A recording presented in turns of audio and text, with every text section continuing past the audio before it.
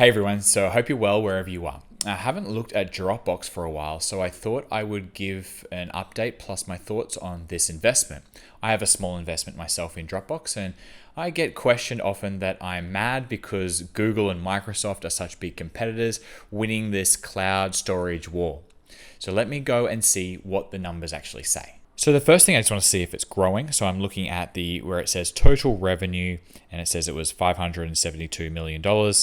It's an increase of 7.9%, and that's from the same period last year. If it says constant currency basis with all the euro and the pound and all the different currencies, if they put it as a constant currency, it would have been 8.8%.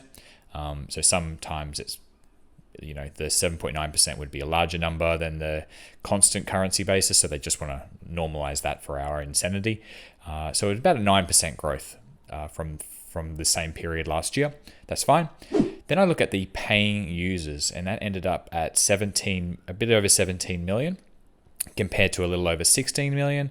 And the average revenue per paying user is $133.34, up just looks like about 20 cents or so from the same period last year. Then I look at gross margins, and that's now at 81.5% compared to a little under 80% from the same period last year. So that's great to see that gross margins have improved slightly.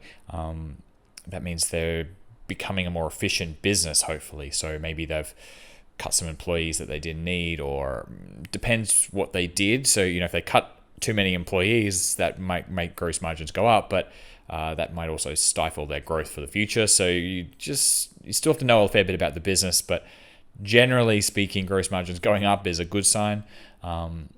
The next thing I want to look at is this operating margin. It was 14.5%, and that's gone down from, it looks like, about 16% from the same period last year. It looks like it has, I've actually read through this already, and the reason this operating margin has declined a little bit is because there's been quite a substantial increase in the research and development expenses of the business. So they're really pumping money into the future. Their R&D spend going up is actually a really good thing in my opinion. Okay, so I've just slipped down to the profit and loss statement now, and I'm looking at where it says research and development. And as you can see, for the 6 months ended June, it had gone, in 2021, it was 366 million. Now it's 425. So there's been quite an increase there in that R&D spend, and there it is highlighted in the profit and loss statement. So like I said, that's great to see. They're becoming leaner, more efficient, and investing into the future of the business. Things like new additional products or better security, stuff like that. So when we look at the net income down the bottom of the profit and loss, it's why the net income is actually a little less than the last quarter, and I don't see an issue here. Now I go down to the all-important free cash flow, and I look at the 3 months ended June 30, and because net income has gone down about $10 million, so has the free cash flow. It's gone down for the quarter, but if I look at the 6 months ended June 30, it's actually up. So this is just normal fluctuations, I think, here, and it is being affected by that R&D spend. Good to see the 6 months is actually a little bit higher. So net income's gone down a little bit. Free cash flow for the 6 months actually has gone up a little bit. Honestly, this is all just normal fluctuations here of running a business. There's been increases in R&D spend. There's been cost cutting.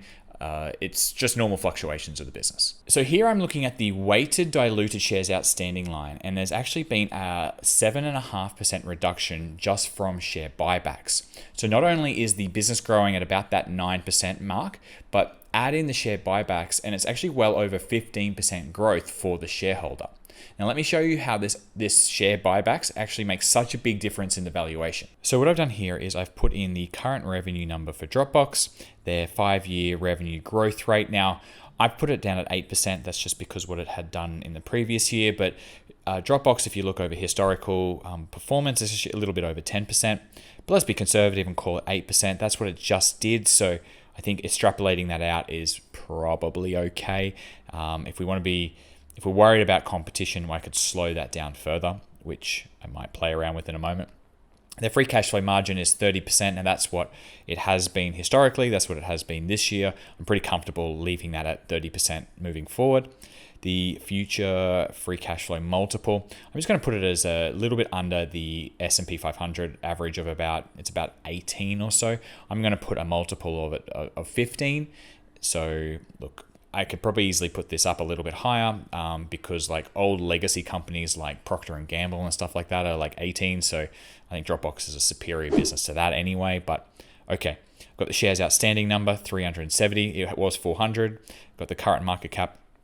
And it tells me that, so what I've done is it extrapolates out the 5-year revenue, then 30% of that, and then the market cap it is now based on, and then in 5 years' time what the market cap would be, and then with the shares outstanding, we're talking about a compound annual growth rate of around about 11%, about a $40 share price target. Now, I'm going to show you now what happens when I put in the 7.5% dilution rate. So it's not dilution rate, it's because they're doing share buybacks. It's that shares outstanding number is coming down.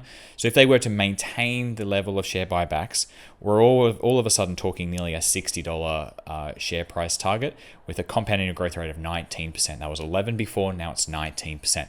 That's a significant improvement just from this share buybacks program.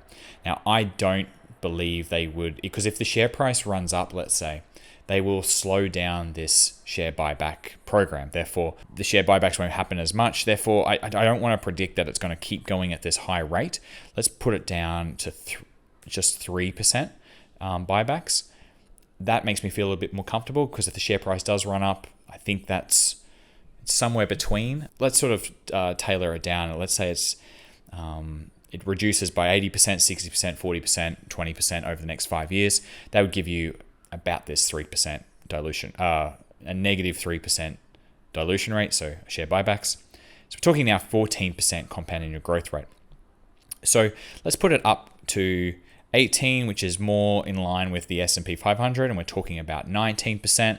Let's say the growth rate actually goes back to a more consistent 10% like it has been. We're talking now 21%. This is starting to get, with the dilution rate and a little bit more in line with average across the industry, we're talking a 21% compound annual growth rate just in the next 5 years. So let's be extra conservative and say that maybe competition does come in and we are worried about it. Everyone's worried about it. Let's say that they can't keep growing at 10% like they have been.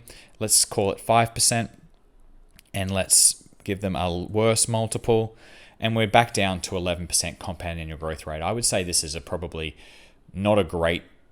This is definitely on the conservative, not very good situations for Dropbox, and I would say somewhere between 10 to even up to 25% compound annual growth rate is something that I'm hoping to achieve from this investment for me personally.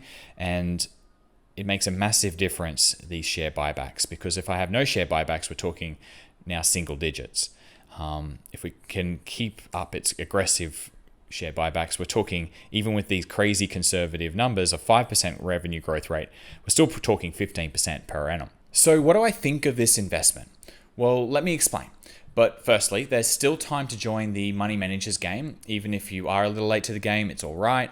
There's a link in the description. The game is you get $1 million of pretend money in a fully functioning trading account to see how good you are at managing money. So jump in there. It's a bit of fun and a great place to learn. And the reason why I'm doing any of this is because I found that financial content online just all felt a bit scammy to me. I felt that if I show things like my entire stock portfolio, that this transparency makes me vulnerable to criticism, but very responsible for what I have to say. Now back to Dropbox. Okay, it isn't growing fast. It isn't sexy at all. It has some stiff competition, but I think they have a great product, which I personally use because it is simple and handy for everything. I'm a bit old school and I don't like changing my software. I'm a sticky customer. It's important to my life and my work, so I'm not canceling my account because all my stuff is there. And sure, you can use Google Drive, but I'm familiar with Dropbox and the cost is about the same, so I have no intention to change because Dropbox works great and I'm used to it. Kind of like a bank. I mean, like you could change banks, but I've got TransferWise and it works really well, and I couldn't be bothered changing when I know I'm getting a good service. I know I'm getting good service, good value for money, and I just know how it works. And even just looking at the numbers, they continue to rise for Dropbox. Not only are users growing, but the average revenue per user is increasing as well, plus that reduction in fixed costs and all the share buybacks. So when I go over all these things, I have literally no reason to sell. So this graph is the historical price to free cash flow of Dropbox, and it's never been cheaper. I think it is easily worth $40 a share, and that $40 hopefully will increase over time. Now, regarding management, we've got Drew Houston, who's the founder and the CEO, who's actually only 39 years old. He pays himself about $1 million a year, which compared to other CEOs in Silicon Valley is not far off minimum wage. I don't know when the last time you went to San Francisco, but $1 million a year doesn't get you as far as you might think. So Drew is also on the board at Facebook with Zuckerberg, so he has some good company around him. And with his I think he's about 24%, 25% ownership in Dropbox, that comes in at nearly $2 billion. His incentives are aligned very strongly with mine. So there's nothing to tell me that Dropbox is losing to Google or Microsoft. Do I think they could be disrupted in the future? Well, of course that's possible. I have no idea. I'm not running out to put all my money into this one, but the decision I made 2 years ago to invest is a solid decision, and with a strong expected return, I'm happy to chill out and just check on it again next year. I'm going to keep my buy prices and intrinsic values updated for Dropbox and other companies that I follow in my monthly e-magazine. I use Interactive Brokers to do all my investing, which is the safest of the brokers, and all these and the Money Managers Game links are in the description below. And before you go, please hit that like button for me to see if going through reports like this is of interest, and I'll see you next week.